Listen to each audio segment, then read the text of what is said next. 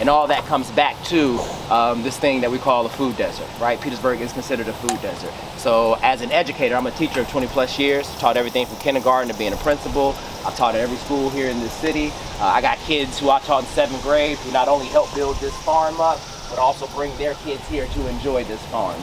So I just give you a little bit of that background about the city so that you understand the impact that this space is having on our community, right? Just the fact that it exists, the fact that we have what we call an oasis within a so-called food desert, all right? And we intentionally named it that because we wanted to remind the community, like, yeah, we may be living within a challenge of this so-called food desert, but we can grow our own oasis. Right, we could do it together. We could do it by working with each other and working with our environment, and we've been doing just that. So I met Tyrone by doing a documentary.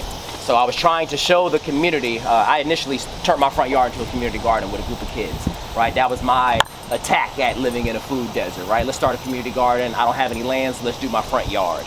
Right, so then I started trying to document other people who were doing it, and of course, you gonna catch Tyrone Chavis, right? You're gonna catch Ron Finley, you're gonna catch Tyrone Chavis. You Google it, YouTube it, TED Talk it, you're gonna run into one of these brothers, right?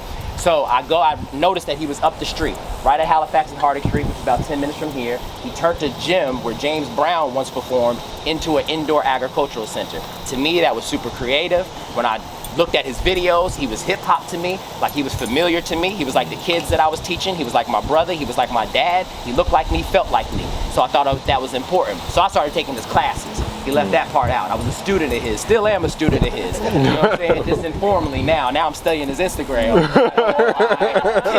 All right, solar panels. But I say that to say, just having that model, folks, right? Not just having a role model, but having a real model. So when he was saying that this is not just serious and, we're doing this, practically doing this, it's happening.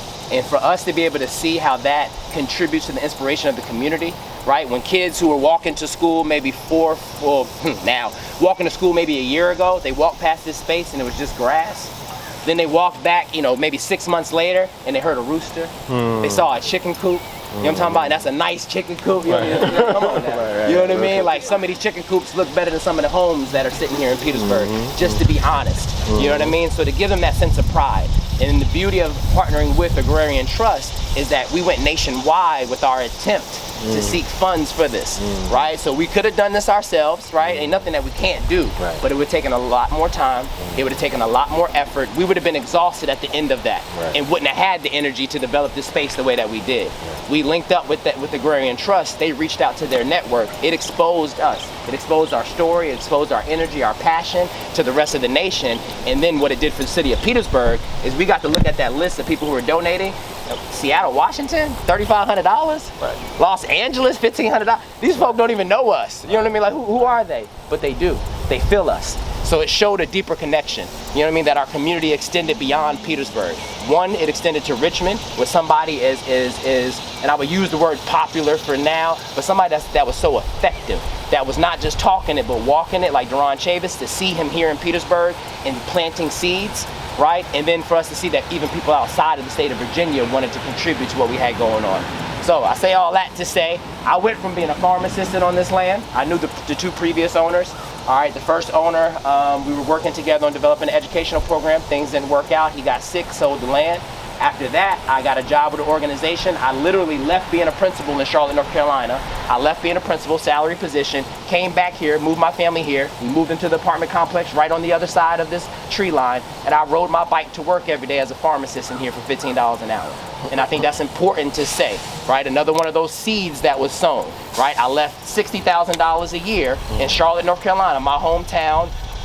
To be honest, a more progressive city, right? Something I was more familiar with, right? I left that, came back here. Didn't move back into my home I own because I was renting it. Moved my family into the apartment complex and was riding my bike here. What that did was it got me engaged with the land, with the environment, right? I wasn't just learning how to farm, I was learning the fact that this space could be more than just a farm. So when we got the space, and it was an incubator farm, I was hearing all these conversations about getting more people into farming, getting younger people into farming. I'm into education. Young is not 20 or 30 to me. I never taught college. Them ain't kids to me. You know what I'm saying? Kindergarten is young. 4 or 5 years old, sowing a seed or picking some beans is young. You know what I mean? Like that's who. I dapped him up. I dapped his daddy up. You know what I mean? Like I want your attention. You know what I mean? Because you here, you next. The seeds that we sow today are going to be the ones that they enjoy the fruits of the labor of, right? And then save those seeds and sow them for the next generation. So what we did, well, what the beauty of having this incubator farm is, when you talk with Brandon and Tasha, you'll see their passions, right? You'll get to experience their passions. You'll get to taste Tasha's passions from her farm, you know, from what she's grown. I was able to take my passion for the youth, my passion for the community, my skill set for education, an educator 20 plus years. I've been in the game a long time. I have a skill set in it. I was able to put that together with my passion for the environment and farming, and now we have a youth farm here. So the Petersburg Oasis Community Farm also has a Petersburg Oasis Youth Farm where we incorporate the kids into, we introduce them to agriculture, we introduce them to STEAM, so science, technology, engineering. It's not just agriculture. Not just art. We also include agriculture, and then our M is not just math, it's mindfulness. So they come here and they meditate. We take mindfulness walks through the woods. We do sun salutations to talk about the orientation of the sun, right? They're usually here around the same time. So now that, they'll know where the east is, because that's where we did our sun salutation. And then we'll talk about the impact that has on the farm, right? So to sum it up, sowing that seed of faith, right? Just putting it out there, taking the job at $15 an hour, not knowing where it was going to lead me to, right? Jumping into a relationship with somebody that you like, that was bigger, it still is bigger than life to you, that can be intimidating, right? What, man, you want to work with me, man? You want to work with Petersburg, bro? Right? But what that does is it reminds you that there's not much separation, that's just an illusion. There's not much difference, and more importantly, that we're all in this together, right? So this community oasis is not just an oasis within this food desert. We wanted to remind people that this is the communities. It's an asset for the community. So that's why I shook all your hands and welcomed you here. The energy that you are adding to this space will resonate in this space for eternity. That's it. That's just it. Anybody who comes here, our kids that come and visit this space will absorb your energy that you're planting in it right now with your feet, with your ideas, and when you decide to start touching stuff here. And I think that's super important to know and to be mindful of. And I tell the kids the same thing. The seeds that you sow here and the work you put in here, our visitors, our guests are going to absorb that too. So this is a true reflection of Petersburg. If you never heard of Petersburg before, right, even if you go do some research, I want this to be the impression that's made on you for Petersburg, right? This is not the past of Petersburg. This is the future of Petersburg, and we're experiencing it right now. So I appreciate y'all for adding to the space. Nice. Come on, Tyrone. Come on, man.